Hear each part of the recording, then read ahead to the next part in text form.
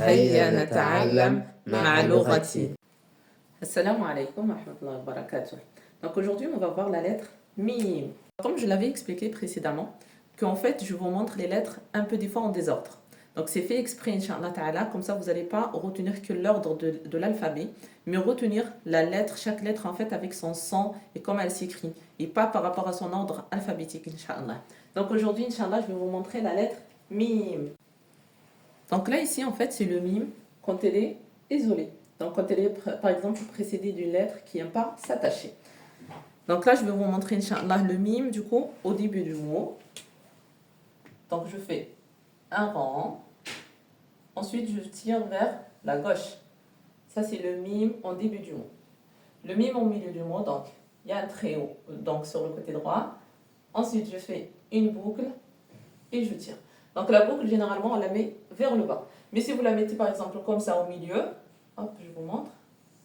C'est pareil, c'est exactement la même chose, Inch'Allah. Il n'y a pas de souci, de toute façon, ça reste la lettre mim. Mim.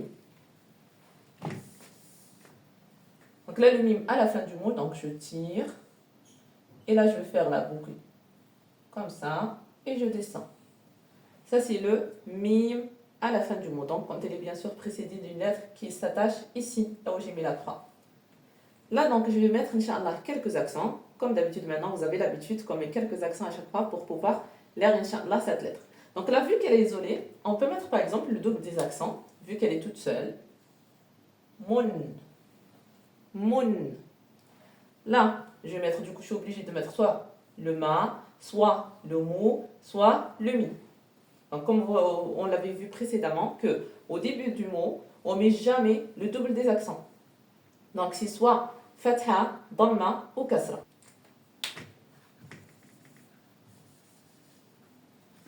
Donc là, par exemple, on va mettre ma. Donc, c'est la fatha. Ma. Là, par exemple, je vais mettre mi. Donc, c'est une kasra, c'est l'accent qui est en bas. Ça fait le son mi. Le mot là, je vais mettre, par exemple, fathatain. Ça nous fait le son man. Man. Donc, je redis, Inch'Allah Ta'ala.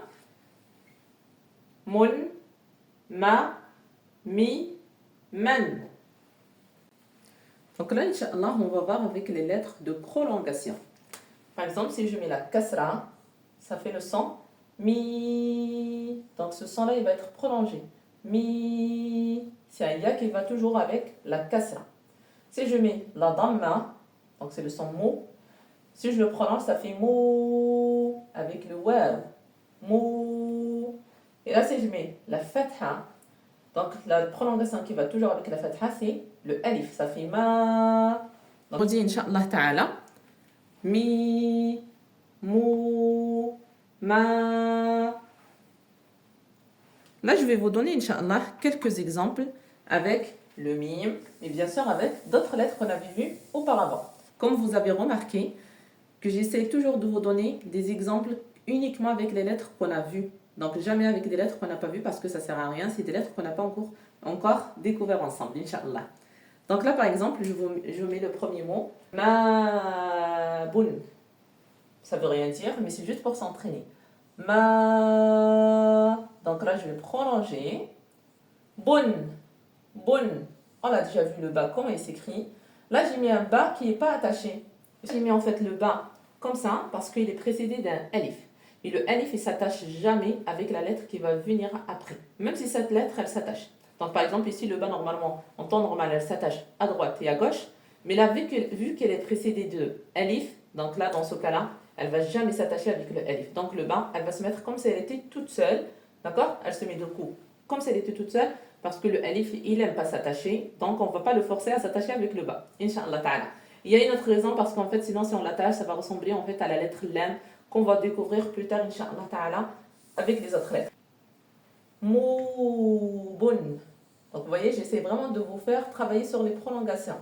Mouboun. Mouboun. Donc là, la même chose. Le bas, je l'ai mis comme s'il était à la fin comme s'il était tout seul, pardon, parce qu'il est précédé de waw. Et le waw, comme on l'avait déjà vu aussi, c'est une lettre qui s'attache uniquement à droite et jamais à gauche.